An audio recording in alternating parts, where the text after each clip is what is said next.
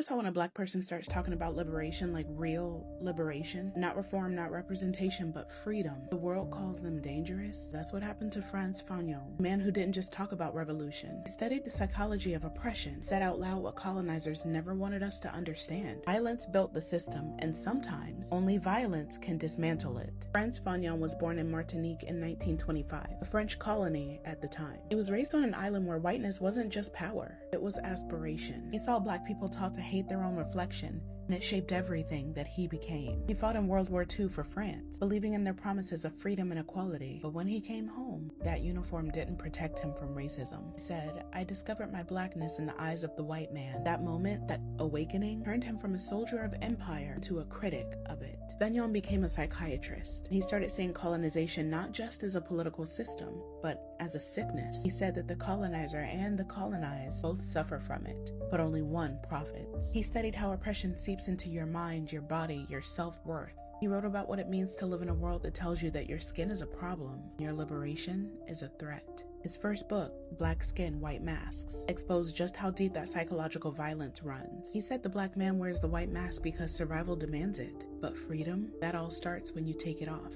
He wrote what would become one of the most important books on liberation ever written, The Wretched of the Earth.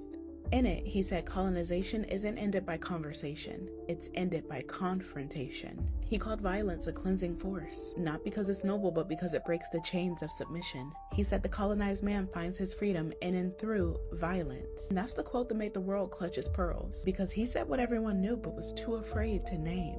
Fanon died young, at 36, of leukemia. But before he died, he warned the world of what would happen if newly independent nations copied their colonizers, instead of freeing themselves from them. He said the national bourgeoisie steps into the shoes of its former European bosses, and the people are still exploited. He predicted neocolonialism before we even had a word for it. So look around today: debt traps, resource thefts, Western corporations looting Africa under the flag of development. Is Fanon's prophecy playing out in real time? He told us that freedom isn't just political, it's psychological, and it is economic.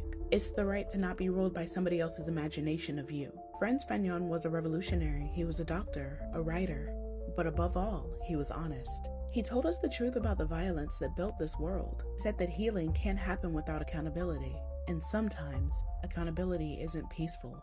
They call him radical, but all he did was describe the disease and prescribe the cure. And the reason his name still scares people is because he made one thing clear: you can't reform oppression, you have to remove it, root and all.